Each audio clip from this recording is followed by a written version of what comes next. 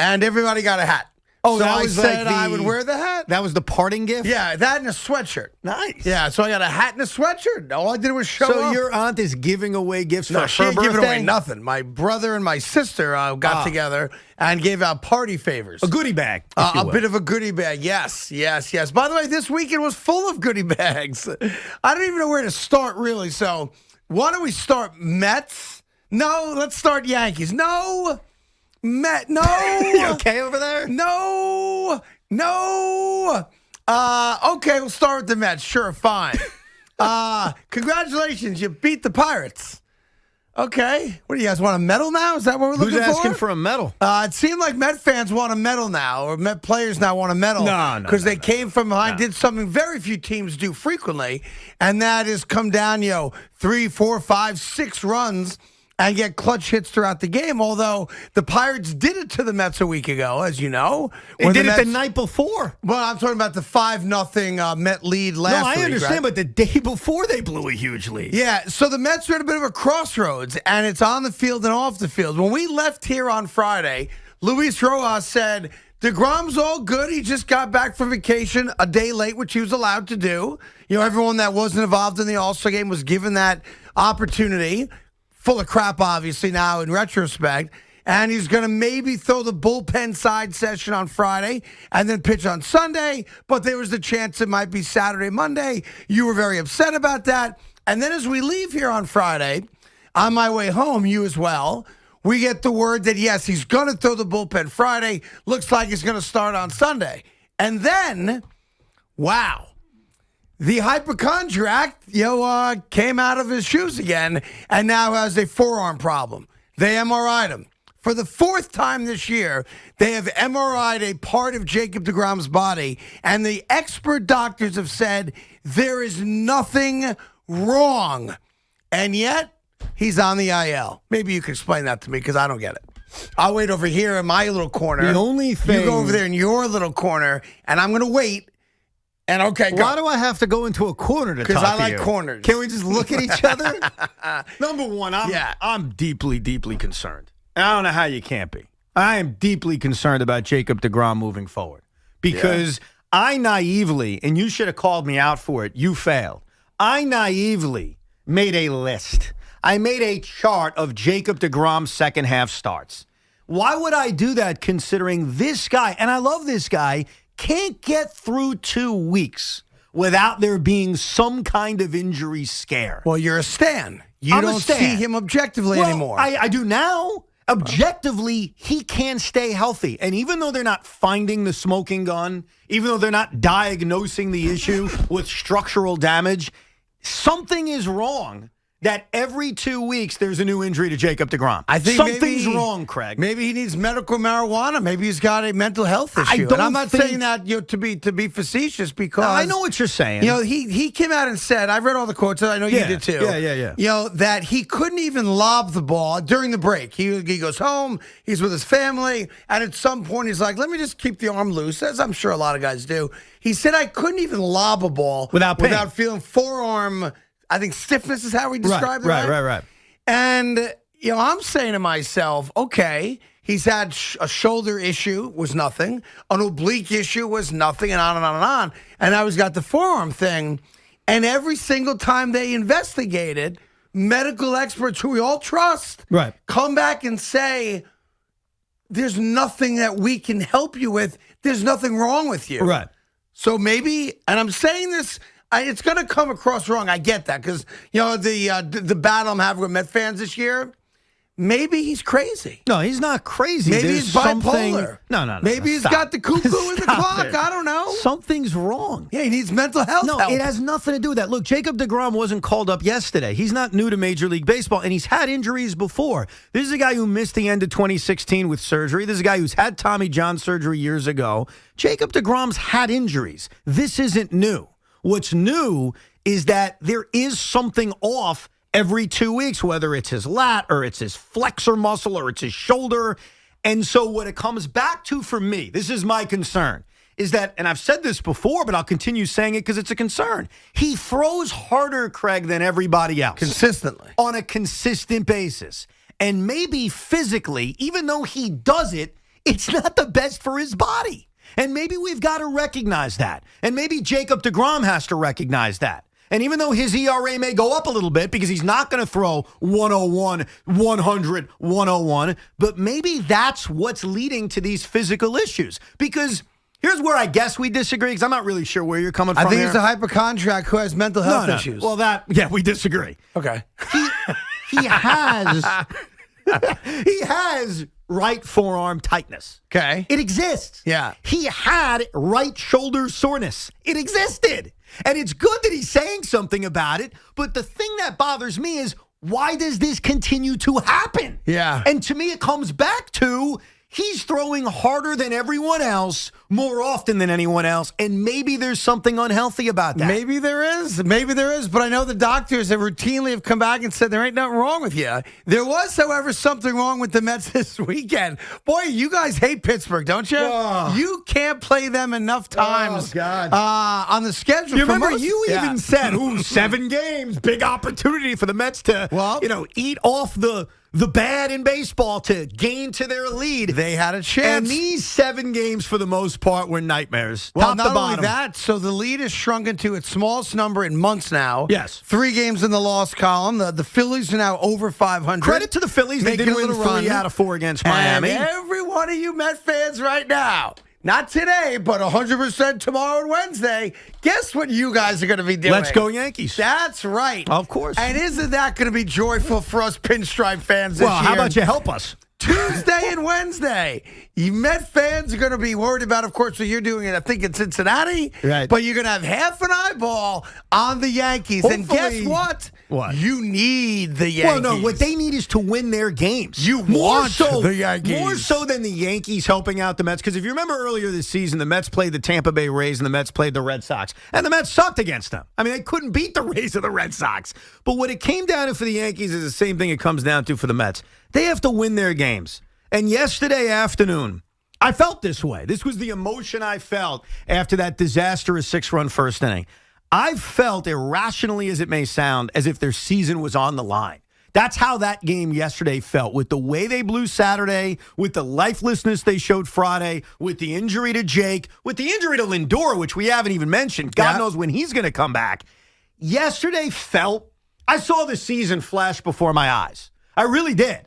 And I get it. They won 1 game against the Pirates. They were 3-4 over these 7 games. No one's going to say the Mets deserve a medal, even though you claim that. But what I will tell you is yesterday was so freaking important. Surviving yesterday and coming back the way they did. Sure. Was so Aaron Loop getting big strikeouts. Michael Conforto hitting that home run was so freaking important. Now, I don't know what they're going to do in Cincinnati, and I'm concerned. I've got concerns all the way around about this team. Yeah, you should be. Your manager went crazy, lost the gasket, and he was wrong. It was always as if the Mets thought Beltran was batting and just assumed the ump was going to say foul ball. How long did it take you to write that, Joe? I wrote that in about 30 seconds online, and I held on to it for a while, like, should I, shouldn't I, Really? You debated the tweet? Because I was having such a nice weekend, and so I decided to post and ghost. Yeah, so I wrote kidding, because you said nothing about their comeback. I wrote it, and I didn't go back to Twitter the entire weekend. But, yeah, the ball was fair, and I don't care what Luis Rojas has to say about it. No, but Craig. The ball was fair. It started foul, and then it was fair. You're missing the point entirely. Yeah, Taiwan said he thought it was a bat. Has nothing. That's funny. That's funnier than the Beltran line. It has nothing to do with whether it was fair or foul. Yankee fans have said this all year. Met fans have said this in the past. Sometimes you need your manager to lose their freaking mind. Well, he did. Taijuan Walker made a bad play. He's the first one to admit it. Yep. Okay? Made a horrible play. And when you look at the replay, it was a fair ball. I mean, the first to tell. And let's be fair. There's no debating that, so let's stop. No, it was a fair ball. But I still loved Luis Rojas losing his mind, because a few players said this after the game. How did 3 guys score on a 15-foot ground ball? I'll tell you why. Because Taijuan Walker swatted the ball away and then never went after it. He pulled a David Cohn where he argued. It's like watching a Little League game. And that's why I think Rojas needed to go out and argue. Because it was all about the embarrassment of Taijuan Walker, and it was embarrassing. Yeah. No one went after that baseball. And I think Rojas tried. I think he was emotional, too.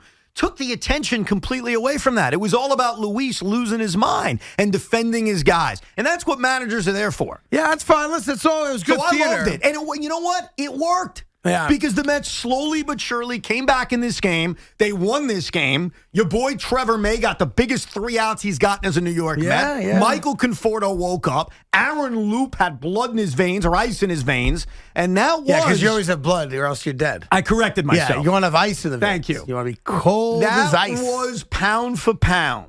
From a desperation standpoint, one of the biggest wins they've gotten in a long time. Listen, I'll give it to you, especially Sorry. because they were down. If they beat them without the comeback, it's like a ho-hum, you beat the Pirates, big effing deal. It's how they did it. Yeah, I'm with you on that, yeah. And you're I'm upset not gonna, about it. You can admit it. You wanted the New York Mets to get swept by the Pittsburgh Pirates. I'm not going to lie about it. I thought it would make today's show even more fun than it's already going to be, as the New York Yankees, the little engine that could, with you guys you've never heard of it. Those guys are getting hurt now. The Castro's done for the year. Torn ACL. The other guy, Trey, whatever you pronounce his name, there's some debate on that. There's no debate. It's Ambergy. Ambergy. Well, that's not what he was called on the radio or TV. What can I tell No, you? they called him Amber Gay, I think. Amber Gay? I think they referred to him as Amber Gay. Like, it's Amber Gee and his name is Trey. It's a nickname. His mother called him Travis. Now it's Trey. Whatever. Tommy, or whatever. Tom. Who cares? Trey. You brought it up. He's all banged up. He's banged up now too. The goody gritty New York Yankees. Here's what the Yankees did in winning 2 out of 3 against the Red Sox. What's that? They showed they still can. And they did it with a lot of, no-name, quote-unquote, no-name guys. Judge of obviously being out and Gio out, et cetera. They got fantastic pitching from Garrett Cole again and from my guy this year, Jameson Tyone. And one thing about Garrett Cole, and this is really, really, really important, maybe the biggest positive to come out of this mess. Who caught Garrett Cole? That's right, my main man, Gary And Sanchez. how did Garrett Cole look with good. Gary Sanchez Just catching? as good as he does with anybody else. So that ends it, Aaron. That ends it. Yeah. That ends it, Garrett. That ends it. Gary Sanchez can catch you. Let's move on. And here's where the Yankees find themselves. The number is now 6. 6 in the loss column is a number you can overcome. It's a number you can handle. It's a number you can deal with. And let's all be honest about it. When they lost the first game of the series, what did we all say? They're dead. Dead. Yeah. And they looked dead, to be fair. They sure That's did. not being, above and beyond critical as a fan. They looked lethargic. They looked dead. And every Yankee fan out there said, okay, there goes the season. Yep. And then all of a sudden, Saturday night, in the upper deck, there was a fight. There was a fight between Yankee fans and a handful of Red Sox fans. And then beyond that, a Yankee fan decided to risk his fandom for the franchise. Oh, God, really? And did something that no fan should do. Right. Unless you're okay being a martyr. I don't even know the man's name. I apologize for not knowing it. I didn't see it printed. Maybe they did. This guy out there in left field had a baseball in his hands. And he did something you should never do. I want to be clear about it. I'm not condoning it. I love how you're saying he's a martyr Yeah. while condoning him But over and over he again. is now a Yankee martyr. And for a lot of people, that's not a bad place to be in life. He's also now banned from every stadium in America that plays professional baseball inside of it. The league banned this guy from every venue in the country and Canada. It's 2 countries. But what he did, let the Yankee organization know, we as fans, we still have a pulse. And to that, sir, I say, well done. You think he sparked the Yankees? Well, you should never do it because it's dangerous He was, and it's wrong. In fairness to the fan. Rain coming down, some guy in the outfield I've never heard of talking smack. Okay. Alex Verdugo. Bing. In fairness to this fan, who I'm going to defend a little bit, I actually have to. He was provoked by his fellow fans. There was a very loud chant that said, "Throw it back, throw it back." So let's be honest. And Correct. we typically do throw it back. Chicago's made a living off of that. Granted, this wasn't a home run. What it was Verdugo attempting to throw the baseball to a young Red Sox fan, okay? Right. But when you've got thousands of people chanting, "Throw it back," your mind says, this is okay. I'm not doing anything that's going to get me banned from every stadium in America. Right. And I will defend this guy another way. There is no way he was aiming to hit Alex Verdugo. I can't speak to that, He is but not, listen, no way. The ball coming back on the field, as you said, happens in almost, if not every stadium at some point over the course of the year. Like Wrigley Field, it's their thing. It's a tradition to set throw forward it back, by them, yes, right? yes. So the fact that this guy got banned is because they think he aimed at didn't, it though. and trying to hit the Dude, guy. Craig, you could put any pitcher out there in left field. They cannot successfully aim and hit the left fielder. Here's what It's I would not say if I happening. was the guy. And again, he doesn't get a day in baseball court or anything like that, but he's got an obvious and easy answer. He threw it at me. That's not, no, I'm not going with that. Yeah. I'm defending this guy, but I'm Yeah. not going with the he threw it at me first If card. you have a jury of Yankee fans, that's a win. Look. Excuse me, sir, why did you throw the baseball at Verdugo? Right. Because he threw it at me. You're losing that 9 out of 10 times. Self-defense. There is no way, and I No? stand by this, Craig, there is no way I go with that. that this gentleman should be banned for life. That is so Well, here's the above and thing. beyond. Give me a break. Can't force it anyway. You think the Marlins have a facial recognition technology? No, but I think they're gonna. Oh, here comes Billy from the Bronx. No. I think if I took him to a Met game or a Yankee game with my tickets, I could probably sneak him in, but I don't think he can purchase tickets. I'm sure they put his name in some kind of system where if he That's tries possible. to purchase tickets, they'll block him. But look, he shouldn't throw the ball on the field. We get it. Okay, fine. Whatever. He should not be banned for life. No, this actually ticked me off when I heard it. I got to be honest with you. we got his I back. think it's above and beyond, Craig. And I'm then I sorry. have good news for you, Evan. Really? I bumped into Cabeza this morning. Oh, yes, yes, he I did. How's my guy doing? He's actually doing very, very well. He's put on a couple pounds, but he's doing very well. So have you. And I'm sorry, what was that? I said so have you. Since when? Not since we started this I don't show, know, man. Evan. I saw you walking around today, and it was the first time it jumped out at me. Because of the shorts I'm wearing. They're fat shorts. Oh, the shorts bring out the weight? I'm serious. I'm wearing, my wife calls them fat shorts. Stand up. I'm not even kidding. Now just stand up for a second. Yeah. The shorts are dumpy. Yeah, So you're right. The shorts are fat shorts. You're right. You know Yeah. what? It just Yeah. makes you look I know, fat. I know. And I feel bad about that. No, I don't. Because that's how I don't. sneak up on people. Oh, there's a fat guy on Varick and Hudson. Oh, yeah, you want some? Come get some. Like that. But yeah, I acknowledge I'm wearing fat shorts. Or, you know what, well, I don't want to start with people. Why are you looking at I don't want C-Mac? to start with anybody today. That's not fair for me to see. He's wearing his Yankee shirt again. He's wearing the weekly. You didn't notice there was no Yankee shirt last week, so we went the whole week without it. I did not notice Nope. that, but I noticed it today. Yeah. I see it today. The I felt weekly like is back on. Yeah. Good I wanted for to you. throw it right in your face. Good. Good for you. I appreciate it. Well, it's hard not to be right in my face. Coming at your right out size. with a Monday. Right, listen, as you should. And remember you this. guys salvaged the season And this not, week. Yes. not only that, what you guys should remember is that in the last 10 games since the Chapman meltdown against the Mets, the New York Yankees are 7-3. They are one of the hottest teams in Major League Baseball. It doesn't feel that way, It though. doesn't feel that way Let's at be all. honest about well, it. because of the losses. Because of the way they've lost certain games. And by the way, Saturday night was a great win for the Yankees. It was a great win.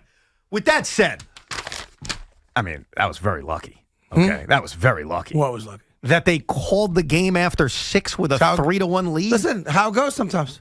I get it. How it The goes. win counts. Like the Yankees have gotten a The break win- anywhere this year. I get it. Yeah. The win counts. But That's you right. would admit that looks like a very different game if they play 9 innings. I'll tell you this. Cole's probably done at 96 pitches. I'm was surprised out there for Cole the came 7th. back anyway, He was. to be honest. Yeah, but I don't think he was going to go much further. Don't matter he was to already me. at 96 A win's a pitches. win. I don't even remember Maybe being one 6 more innings. inning. Is that fair to say? One more inning? Oh, yeah, max. And then maybe not even finish the inning. And if it's a 2-run game, who pitches the 9th? We saw Aroldis Chapman last night, an 8-run game, the shakiest 1-2-3 inning in the history of baseball. I think you'd admit with that. I thought his No, I totally previous disagree. appearance was shaky. He gave up 2 balls that damn near left the yard. Yeah, but he also loaded the bases. In this Right. game, it was a 1-2-3 inning. Yeah, but still, he's not right, and I don't I trust agree him with with a you. 1-run lead. That's why, and this is not a knock because the win counts. Saturday was very fortunate for them. I don't know how that game concludes if you've got to go to your bullpen in the 8th inning. Here's the good news. Go ahead. I know how it concluded. All right. So if you want to play these little games, we It's can not play. a game. We I can have play the always- hypothetical all Craig, day. Craig, Hey, Craig. I wonder what would happen No. if blank. The win counts. I know what did happen. It's a great win. I have been consistent my entire life. I think those games are fugazi, and they should play 9 innings. You know what's crazy? That's it. I wonder what would have happened. I wonder what would have happened if I don't know, Mariano struck out Big Papi in the 7th back in 04. I don't know. I wonder what happened. I guess the whole thing would have been a little different. I suppose. Let's go back and replay it. I'm up for it. What are we doing? What if Kevin Durant's foot was a centimeter right, back? Right. Like, wonder what would happen if Kevin Durant had a size 12, not 13. I'd be in the Right. finals right now drinking some champagne. Right. That's what I'd be doing. Probably be over already. To be It's honest. such a it's such a silly thing. Like, I wonder how the game would have ended. No, my point I know how is, the game did end. Craig, my only point is they were fortunate with the way that game was umpired and the decisions they made with the rain. You don't throw it back. A win's a win. And the Yankees deserve a lot of credit. They've won 7 out of their last 10 games. They've got guys stepping up, especially last night. They're playing little ball. They're playing hit and run. And Jamison Tyonne's been fantastic. And the Yankees are playing really well. Well, we got lots to do today. Obviously, all the baseball stuff. We have there's still some things from Friday's show that we have to clean up from traffic games. That became a huge viral thing over the weekend, whether or not the guy cheated. We got free condoms for sex with an athlete. And we've got, the most, I think, egregious attempt to prove to the world that you're woke, W-O-K-E, to the point of damaging one of the great brands in the history of our country. It's crazy to me, but we'll get to that later on today. We'll start with all your calls on a huge weekend of baseball between the Mets and the Yankees.